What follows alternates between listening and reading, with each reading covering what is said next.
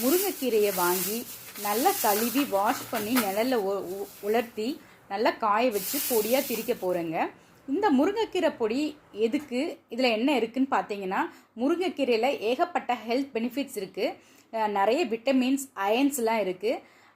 இதை நம்ம டெய்லி கீரையாக சாப்பாடில் எடுத்துக்க முடியாது. அந்த மாதிரி சுச்சுவேஷனில் நம்ம இந்த மாதிரி பொடியாக ரெடி பண்ணி வச்சுக்கிட்டோம் அப்படின்னா டக்குன்னு ஒரு காலையில் பிரேக்ஃபாஸ்ட்டோடையோ இட்லி தோசைக்கூடையோ இல்லை ஒரு சூடான சாதத்தில் ஒரு 2 டீஸ்பூன் போட்டு அந்த பொடியை அது கூட நெய்யோ இல்லை நல்லெண்ணெயோ ஊற்றி சாப்பிட்டோம் அப்படின்னா நமக்கு ஹெல்த் பெனிஃபிட்ஸ் நிறைய கிடைக்குதுங்க.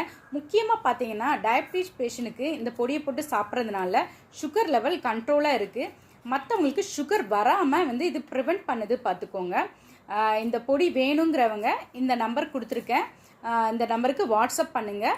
நான் உங்களுக்கு கொரியர் சென்ட் பண்ணி விடுறேங்க. தேங்க்யூ.